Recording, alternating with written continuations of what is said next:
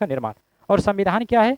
कोई भी देश, कोई भी राज्य, कोई भी स्थिति में किसी भी परिवार या किसी भी संस्था को चलाने के लिए जो नियम कानून होता है वही तो संविधान है। जो उस परिवार का हो, जो उस राज्य का हो, जो उस देश का हो, सभी के लिए एक समान हो, यानी सभी के लिए जो विधान एक हो उसी को क्या कहा जाता है? संविधान। अब संविधान का मांग किस प्रकार उठा, संविधान हम सबों को जरूरत कैसे पड़ा और किस प्रकार आगे बढ़ते चल गया? तो बोला गया पहली बार 1934 ईस्वी में एम.एन. राय ने संविधान सभा की गठन की मांग को रखे, अपने विचार को रखे। 1934 ईस्वी में एम.एन. राय के द्वारा संविधान संगठन होना चाहिए, यानी संविधान सभा का गठन होना चाहिए, उसके लिए मांग रखे। उसी को देखते हुए 1935 ईस्वी में कांग्रेस यानी भारतीय राष्ट्रीय कांग्रेस ने भी एक आधिकारिक रूप से वो भी यानी संविधान की मांग रखना शुरू कर दिया, संविधान के बारे में चर्चा करना शुरू कर दिया, आधिकारिक रूप से अपना मांग। यानी 1935 ईस्वी में भारतीय राष्ट्रीय कांग्रेस ने भी आधिकारिक रूप से संविधान सभा की गठन की मांग को रखे। 1938 ईस्वी में कांग्रेस की ओर से पंडित जवाहरलाल नेहरू, कौन?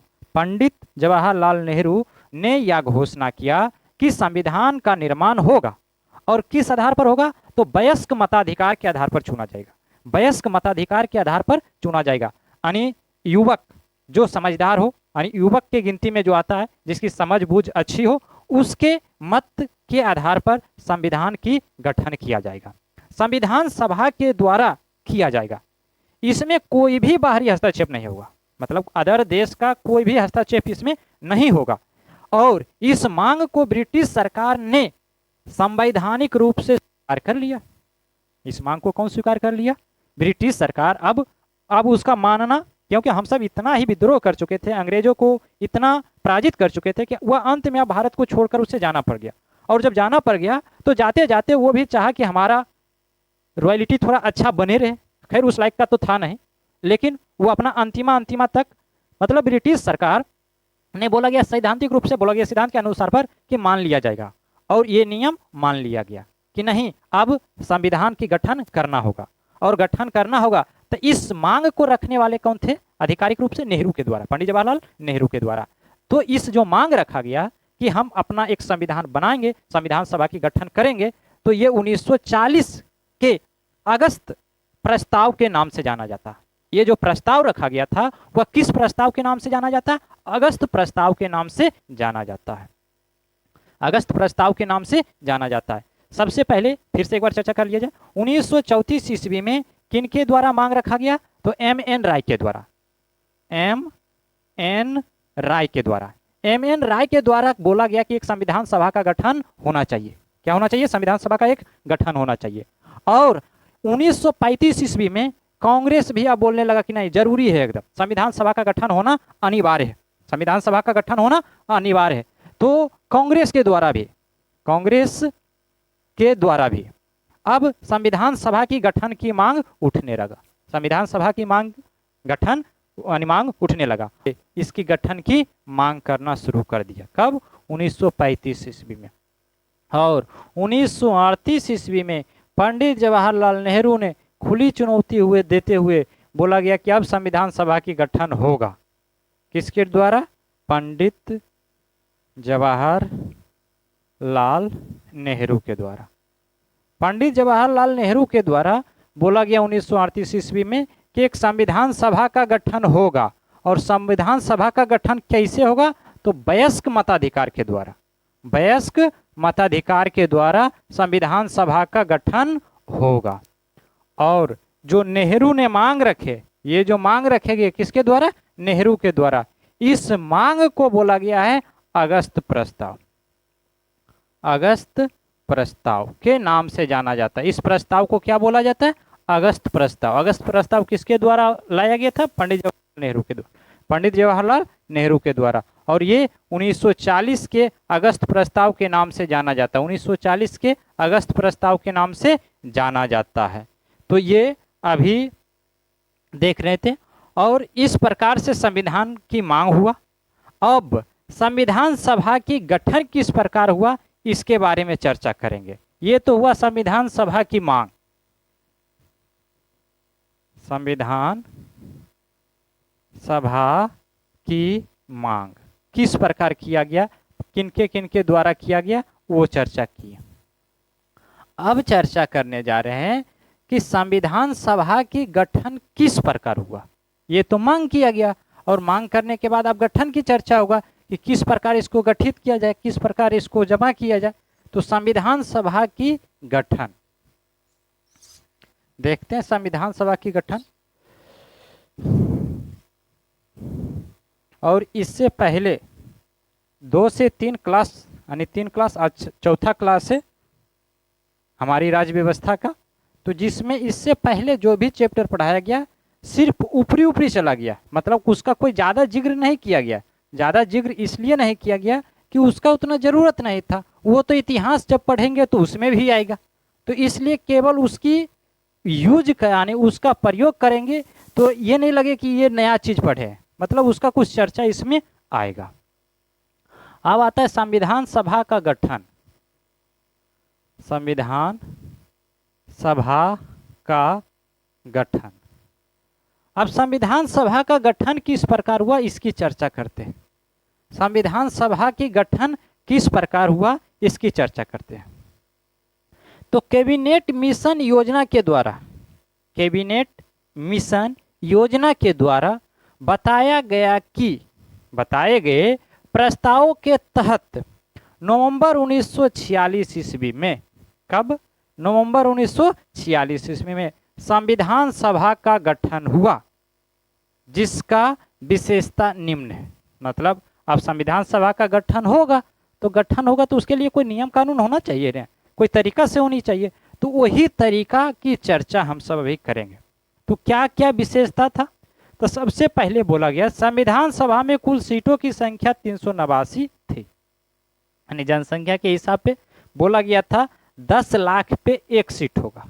जनसंख्या के हिसाब से तो 10 लाख पर 1 सीट होगा। तो इस प्रकार से जब सीट की चर्चा, यानी सीट जब बांटा गया तो टोटल आया 389 सीट।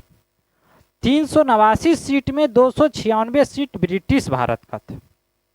अब ध्यान से समझते हैं। इसका संविधान सभा का गठन होने लगा, और जब गठन होने लगा तो इसमें इसकी सीट की चर्चा जब किया जाता है, मतलब इसकी सीट कितना थे, यानी सीट की जब चर्चा करते हैं तो टोटल सीट 389 सीट था। 389 सीट, और 389 सीट में दो रूप में बट चुका था। एक था ब्रिटिश भारत, एक था ब्रिटिश भारत, और दूसरा था देसी रियासतों। देसी रियासतों। तो ब्रिटिश भारत एक और दूसरी देसी रियासतों। टोटल सीट की संख्या कितना है 389, जिसमें की सीट की चर्चा किया गया तो 296 सीट ब्रिटिश भारत को, 296 सीट जो है वह किसके लिए दिया गया, 296 सीट ब्रिटिश भारत को, 296 सीट ब्रिटिश भारत को, और 93 सीट जो दिया गया वो दिया गया देसी रियासतों के लिए। किसके लिए, देसी रियासतों के लिए। और इसमें चर्चा क्या किया है, सीट की बंटवारा किस प्रकार से बोला गया, तो बोला गया 1 लाख नहीं बल्कि 10 लाख, 10 लाख जनसंख्या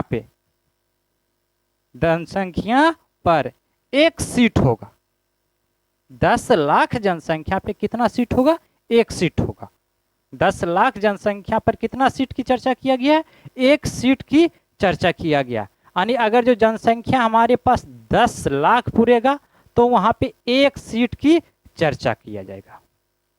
और इसमें बता दिया गया था कि देसी रियासतों की प्रतिनिधित्व की चुनाव देसी, यानी जो देसी रियासत के रूप में बांटा गया था, तो देसी रियासतों के चुनाव जो होगा उसकी प्रतिनिधियों की चुनाव जो होगा देसी रियासतों के प्रमुख के द्वारा किया जाएगा। जो देसी रियासत के प्रमुख होगा उसके द्वारा किया जाएगा। तीसरा मतलब यही बता दिया गया था कि जो चुनाव होगा तो चुनाव करने के लिए देसी रियासतों के प्रमुख होना चाहिए। देसी रियासतों के प्रमुख, यानी चुनाव होगा तो चुनाव होने के लिए कौन चुनाव में भाग लेगा?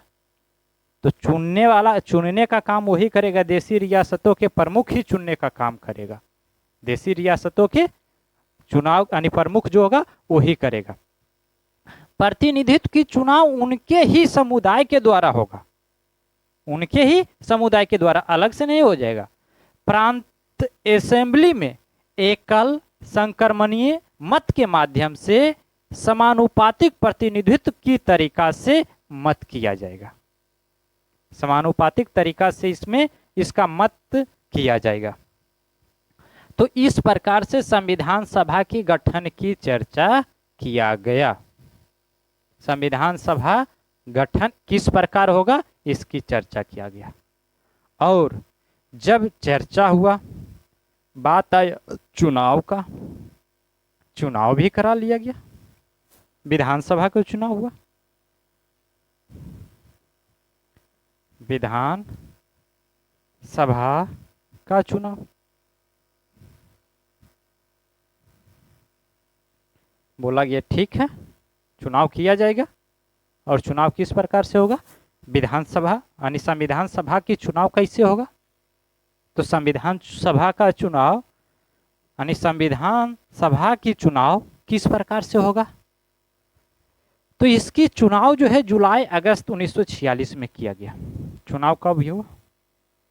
जुलाई अगस्त 1946 में किया गया। जुलाई अगस्त 1946 में किया गया। इसका चुनाव कब किया गया? जुलाई अगस्त 1946, जिसमें कांग्रेस को 208 सीट मिला। जब चुनाव हुआ तो कांग्रेस को 208 सीट मिला। कांग्रेस को कितना सीट मिला? 208 सीट। और मुस्लिम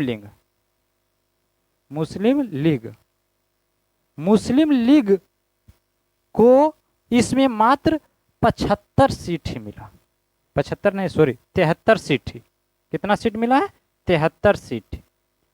मुस्लिम लीग को कितना सीट मिला? मात्र 73 सीट। और 15 सीट जो था अन्य पार्टियों को मिला। 15 सीट था, सीट जो है वह अन्य पार्टी को, अन्य को कितना मिला? 15 को। जुलाई अगस्त 1946 में चुनाव हुआ। चुनाव होने के बाद कांग्रेस को 208 सीट मिला, मुस्लिम लीग को 73 सीट मिला और बचा 15 गो सीट। लेकिन अभी भी टोटल नहीं पूरा। क्या हुआ? 15 सीट तो अन्य को मिला, लेकिन 93 सीट जो था अन्य देशी रियासत जो था वो को कोई मतलब नहीं है। ना तो हम भारत में रहेंगे ना तो हमको अलग देश ही चाहिए। मतलब हम जहाँ रहेंगे वही हमारा, हम अपना तरीका से रहेंगे, हम अपना संविधान सभा का बनाएंगे।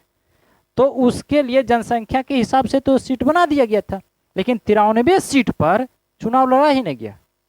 93 सीट खाली गया, यानी 93 सीट चुनाव में भाग नहीं लिया। 93 सीट चुनाव में भाग नहीं लिया। जब चुनाव हो रहा 93 सीट भाग ही नहीं लिया। और इतना तो छोड़िए, हमारे राष्ट्रपिता महात्मा गांधी ने इस चुनाव में भाग नहीं लिया। महात्मा गांधी भी इस चुनाव में यानी चुनाव में भाग नहीं लिए। जो चुनाव हुआ इस चुनाव में महात्मा गांधी भी भाग नहीं लिए। तो देख रहे हैं हमारा चुनाव जुलाई अगस्त में हुआ, 1946 में हुआ। और जब 1946 में ये चुनाव हुआ तो इसमें कांग्रेस को मात्र 208 सीट मिली, मुस्लिम लीग को मात्र 73 सीट और अन्य को 15 सीट। 93 सीट पर चुनाव नहीं लड़ा गया। मतलब देशी रियासत जो था वो अपना जो राजा था उनको कहना था कि हम अलग राज्य चाहिए, हम अलग देश बना के रहेंगे, हम अपना तरीका, हमको आपका संविधान का ना तो जरूरत है ना तो आपका नियम कानून का जरूरत है। तो वो बोल दिया कि हम अपना तरीका से जिएंगे। और इस प्रकार से संविधान सभा का गठन हुआ। अब संविधान सभा का कार्य प्रणाली किस प्रकार रहा उसकी चर्चा करेंगे। तो अभी हम सब देख रहे थे संविधान सभा की गठन, संविधान सभा की गठन। संविधान सभा की में एक बार फिर से चर्चा कर देते हैं। टोटल सीट कितना 200 यानी 389, 389। टोटल सीट कितना 389, जिसमें कि ब्रिटिश भारत को कितना सीट दिया गया 296 सीट, 296। और 93 सीट किसको मिला देशी रियासतों को, देशी रियासतों को। और ये किस प्रकार से सीट बंटवारा किया गया तो बोला गया 10 लाख जनसंख्या पर एक सीट होगा। 10 लाख अगर जो जनसंख्या पूरेगा तो वहां का एक सीट माना जाएगा। और देशी रियासतों की जो चुनाव होगा तो वो देशी रियासत के जो प्रमुख होगा उसी के द्वारा चुना जाएगा। और जब जुलाई यानी संविधान सभा का चुनाव हुआ, कब हुआ जुलाई अगस्त 1946 में, यानी जुलाई अगस्त के आसपास ही इसका चुनाव हुआ। और जब चुनाव हुआ तो कांग्रेस को 208 सीट मिला, मुस्लिम लीग को 73 सीट मिला और 15 सीट अन्य पार्टी को मिला। 93 सीट खाली चला गया, 93 सीट पर चुनाव ही नहीं हुआ, यानी चुनाव ही नहीं, भाग ही नहीं लिया चुनाव में। और उतना तो छोड़िए, हमारे बापूजी महात्मा गांधी भी उस चुनाव में भाग नहीं लिए, महात्मा गांधी भी उस चुनाव में भाग नहीं लिए। अब अगले टॉपिक की चर्चा करते।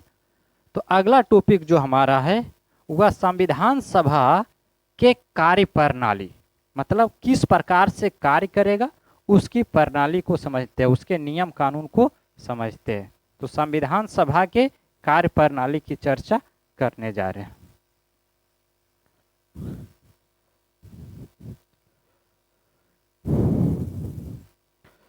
संविधान सभा की कार्य प्रणाली।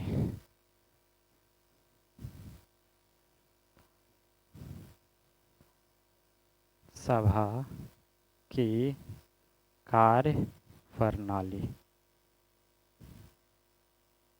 संविधान सभा की कार्य प्रणाली। अब इसके बारे में चर्चा करते हैं। संविधान सभा की कार्य प्रणाली को किस प्रकार से हम देखते हैं वो समझते हैं।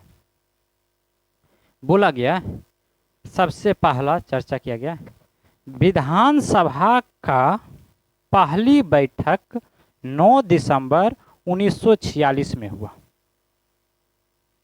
9 दिसंबर 1946 में हुआ। पहली बैठक 9 दिसंबर 1946 को हुआ।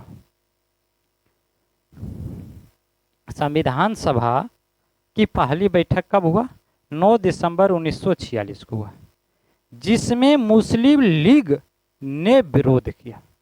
मुस्लिम लीग क्या किया विरोध किया, उसने अलग पाकिस्तान का मांग कर दिया, उसने अलग पाकिस्तान की मांग कर दिया गया। और इस बैठक में 207 सदस्य ही भाग लिया। टोटल सदस्य कितना भाग लिया 207 सदस्य ही भाग लिया।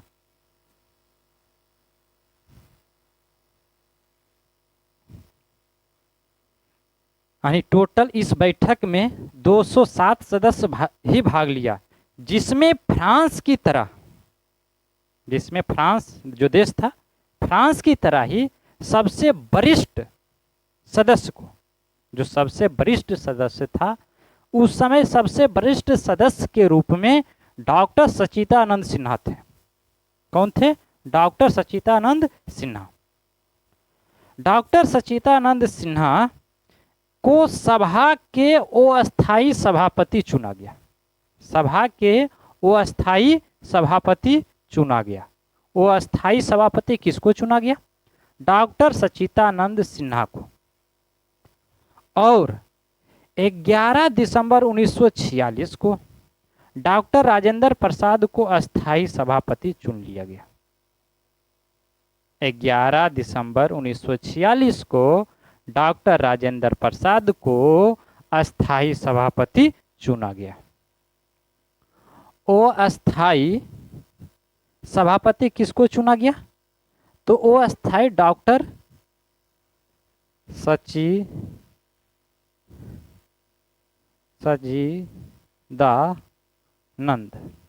सच्चिदानंद सिन्हा, इसको अस्थायी अध्यक्ष चुना गया, अस्थायी अध्यक्ष। और अस्थायी अध्यक्ष के रूप में किसको चुना गया तो डॉक्टर राजेंद्र प्रसाद। डॉक्टर राजेंद्र प्रसाद को अस्थाई अध्यक्ष चुना गया। अस्थाई अध्यक्ष चुना गया। कब चुना गया? 11 दिसंबर 1946 को। डॉक्टर राजेंद्र प्रसाद को कब? 11 दिसंबर 1946 ईस्वी को। 11 दिसंबर 1946 ईस्वी को डॉक्टर राजेंद्र प्रसाद को अस्थाई अध्यक्ष चुना गया। और 25 जनवरी 1947 को 25 जनवरी 1947 को 25 जनवरी 1947 ईस्वी को H.C. मुखर्जी को उपसभापति चुना गया। उपसभापति, ये अस्थाई यानी सभापति है, सभापति, ये वो अस्थाई, और अस्थाई सभापति किसको? डॉक्टर राजेंद्र प्रसाद को। कब? 11 दिसंबर 1986 को। और उपसभापति के रूप में किसको चुना गया? तो H.C. मुखर्जी को। H.C. मुखर्जी को। H.C. मुखर्जी को उपसभापति चुना गया। उपसभापति कब चुना गया? 25 जनवरी 1947 को। 25 जनवरी 1947 को सभापति के रूप में, सभापति के रूप में किसको चुना गया? तो उपसभापति के रूप में किसको चुना गया? H.C. मुखर्जी को। H.C. मुखर्जी को। अब आगे चर्चा करते हैं उद्देश्य प्रस्ताव। किसकी चर्चा किया जा रहा है? उद्देश्य प्रस्ताव क्या था, इसकी चर्चा हम सब करने जा रहे हैं। तो ये हमारा कार्यप्रणाली था, इसकी चर्चा किया गया। और जितना डीपली या जितना बताया जा रहा है, अब कोई भी एग्ज़ाम हो, जैसे कि अभी तो जो एग्ज़ाम है तत्काल नज़दीक में जो आया हुआ वो बिहार पुलिस और बिहार एसएससी, और देखा जाए तो आरपीएफ का फॉर्म यानी फिलिप हो चुका है। तो ये सभी के लिए इससे ज़्यादा क्वेश्चन नहीं पूछा जाएगा, बहुत गहराई से पढ़ाया दिया जा रहा है आज से, मतलब आज के क्लास से। इससे पहले जो पढ़ाए थे बस ऊपर ऊपर मतलब चल रहे थे, क्योंकि उसको बैकग्राउंड बनाना था, उसमें कोई उतना चर्चा करना नहीं था। और आप सबको ज़रूरत पड़ेगा, हो सकता है इस जो क्लास बताया जा रहा है पीडीएफ का ज़रूरत पड़ेगा, तो बस कमेंट कीजिएगा या दिए गए नंबर पर व्हाट्सएप कीजिएगा, तो फिर आपको पीडीएफ उपलब्ध करा दिया जाएगा, या टेलीग्राम चैनल से जुड़ने के बाद पीडीएफ उपलब्ध करा दिया जाएगा। अगला जो चर्चा कर रहे हैं वह उद्देश्य प्रस्ताव।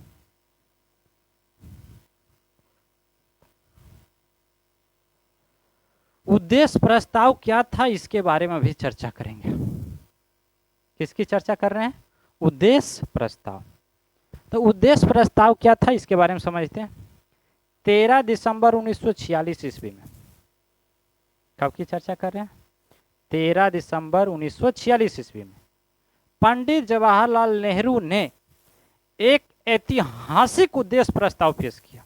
मतलब एक प्रस्ताव रखा गया एकदम, कारण कि उसका बहुत जरूरत था में, इसके लिए बहुत जरूरत पड़ा। तो वह एक ऐतिहासिक था जिसकी विशेषता जो इस प्रकार से था, यह संविधान सभा भारत का एक स्वतंत्र संप्रभु गणराज्य घोषित करता है। भारत को एक स्वतंत्र संप्रभु गणराज्य घोषित करता है तथा प्रशासन को चलाने के लिए एक संविधान निर्माण की घोषणा